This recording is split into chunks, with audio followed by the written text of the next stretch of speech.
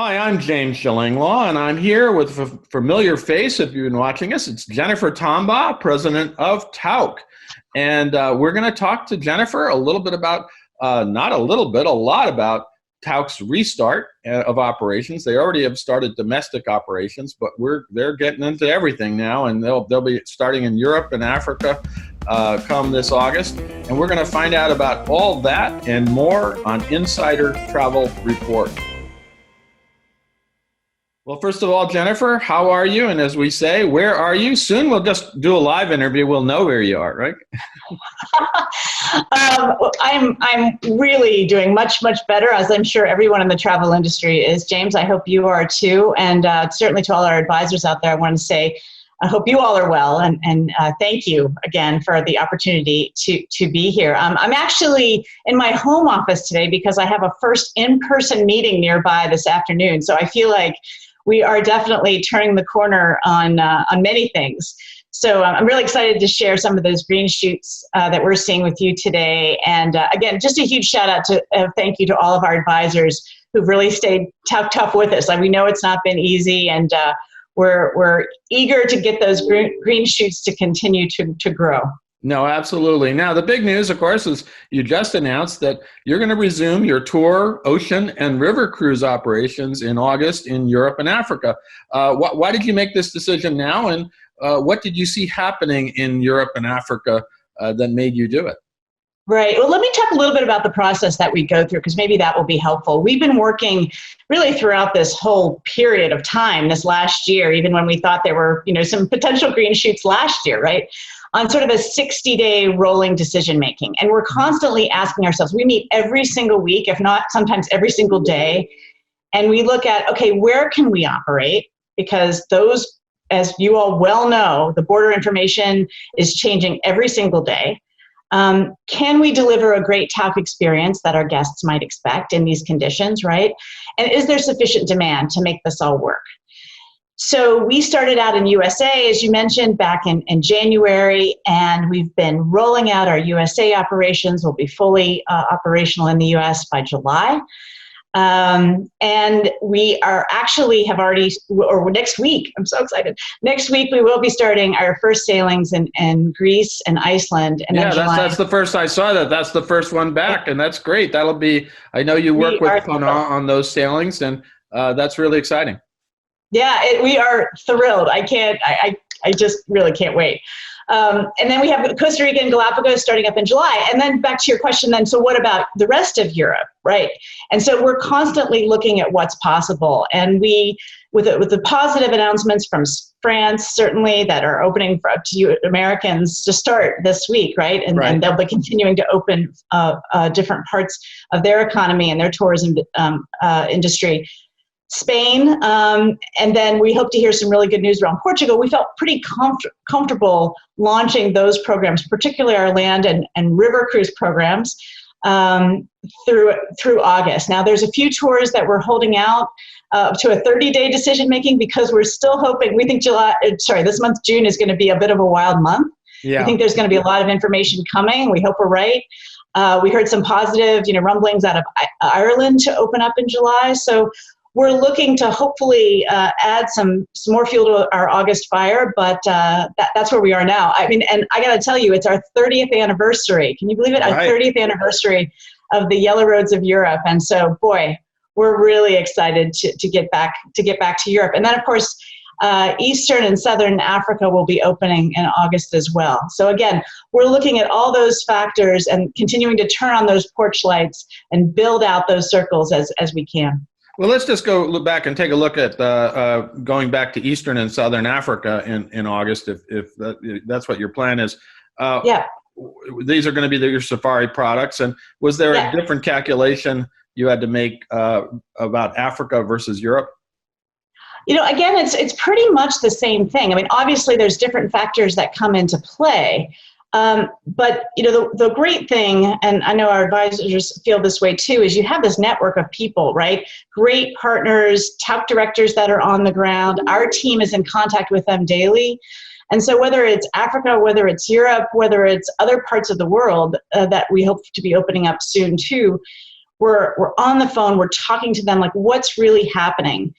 Because sometimes you'll hear the news, right, of a border opening and then everyone thinks, oh, well, we can go. But Right. you realize, for example, that Italy, there's certain parts of the country that are still in lockdown. And so we can't deliver that experience as we would wish to.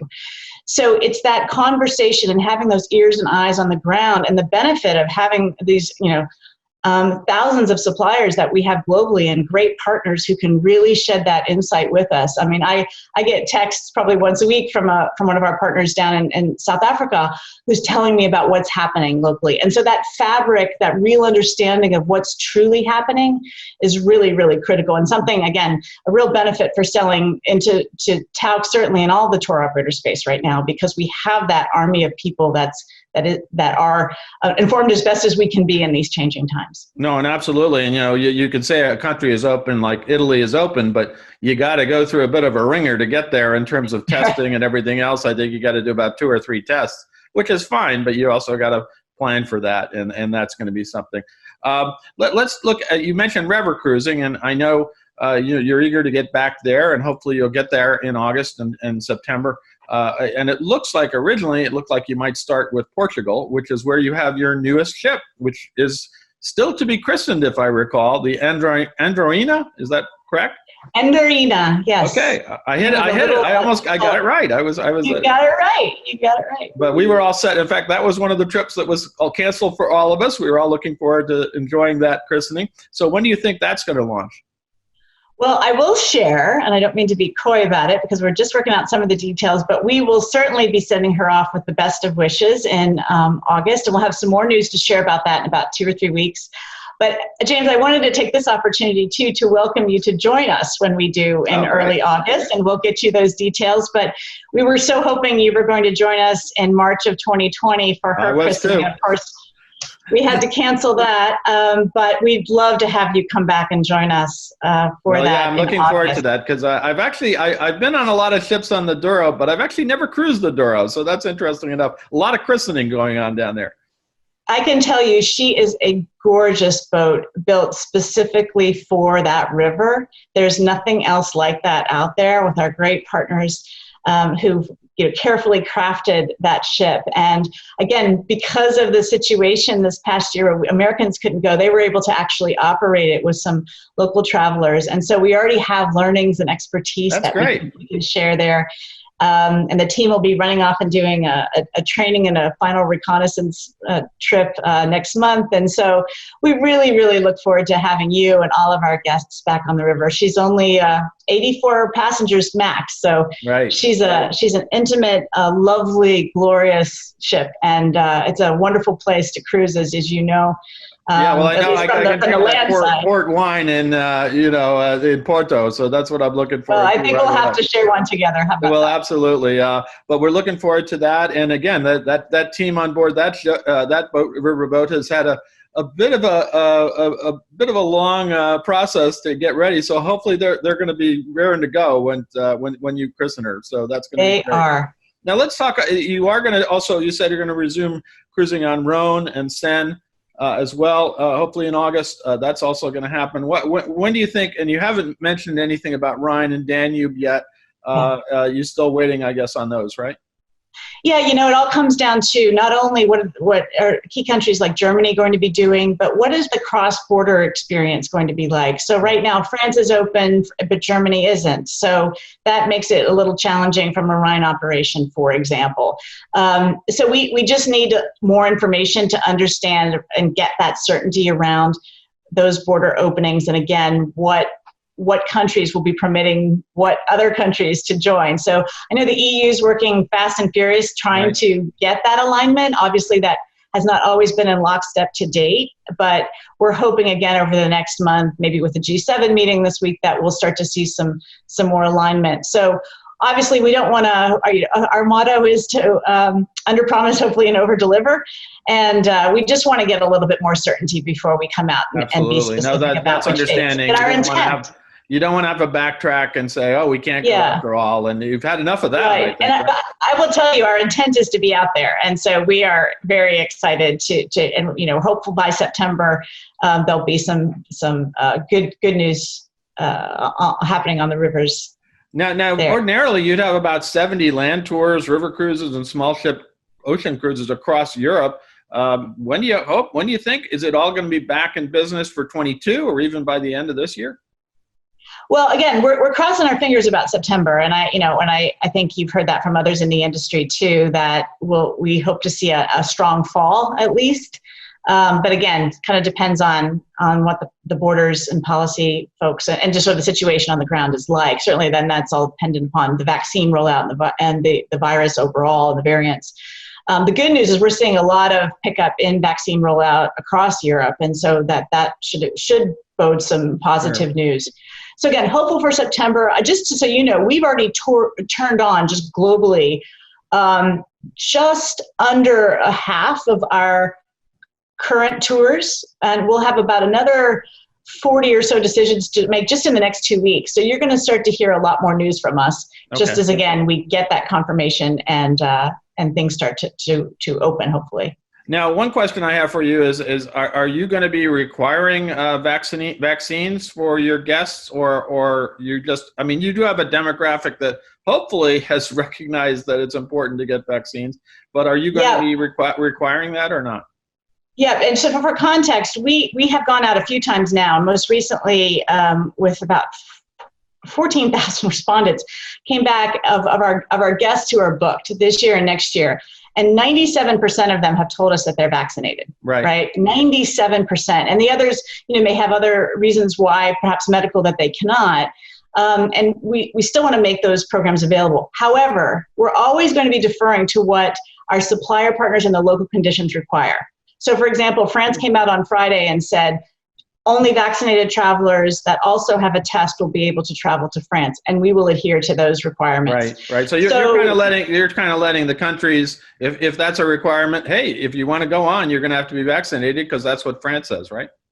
Exactly, and we feel like that's the right approach, because we do want to be compliant to whatever the local conditions are, and those are again ever changing. But for example, we're starting up in Iceland and Greece, as I mentioned. Windstar's requiring the vaccine for all their cruises, certainly there. And so we have obviously, of course, required that for our guests.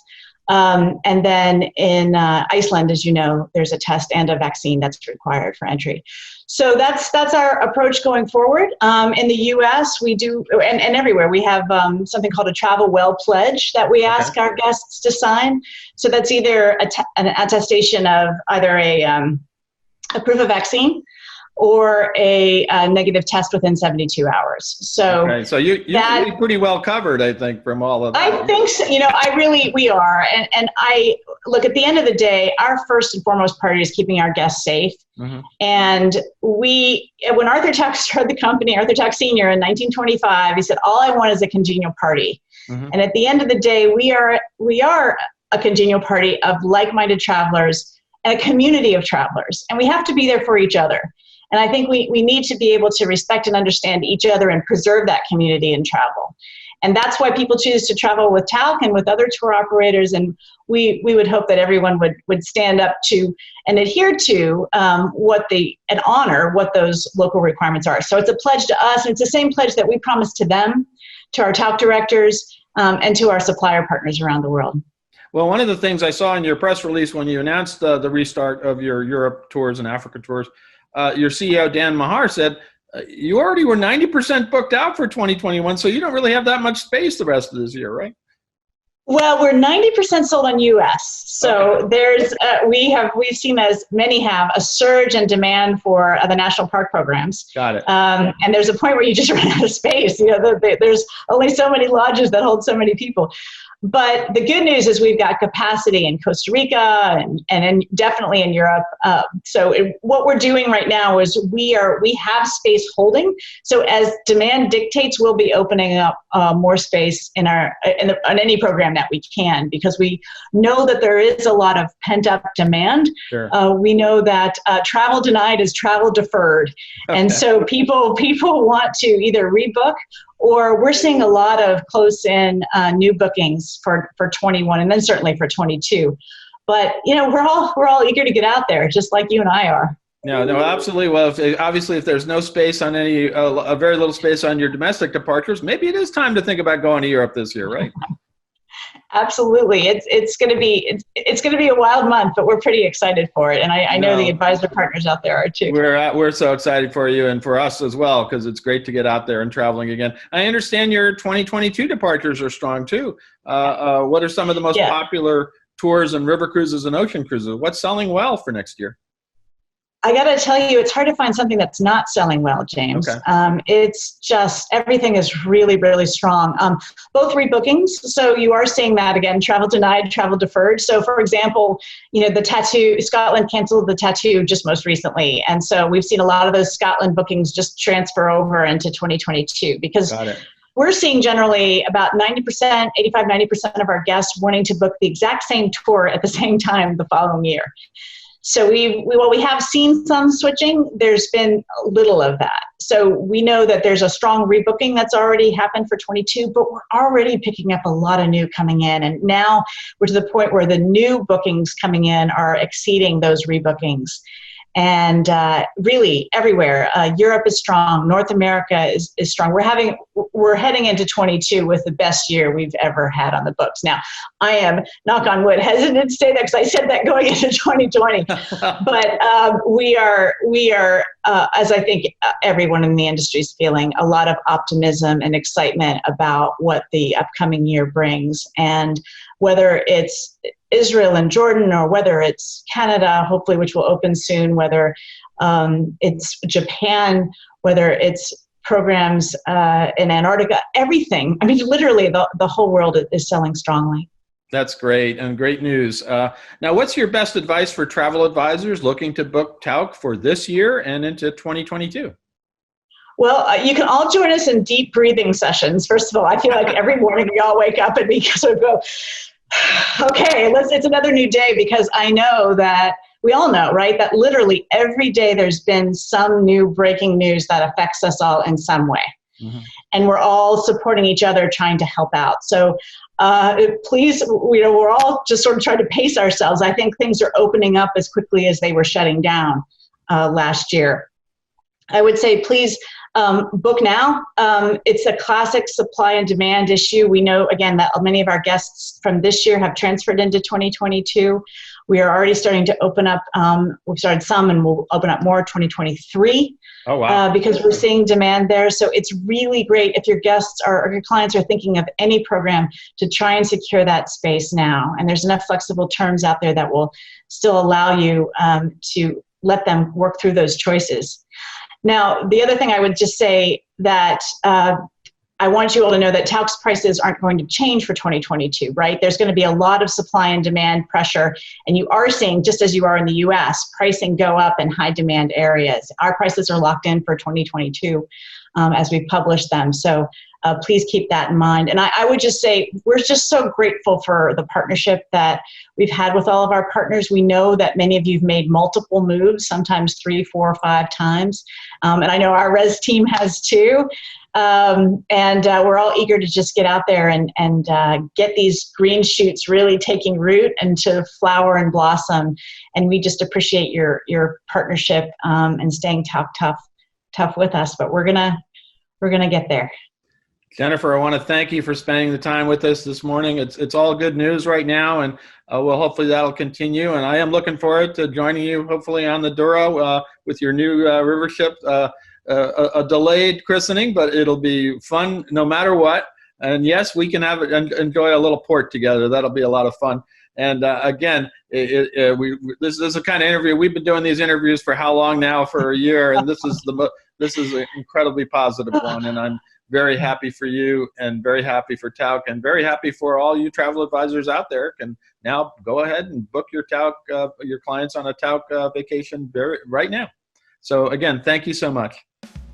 Thank you, James. I look forward to seeing you out on the Duro. I'm James Shillinglaw, and this is Insider Travel Report.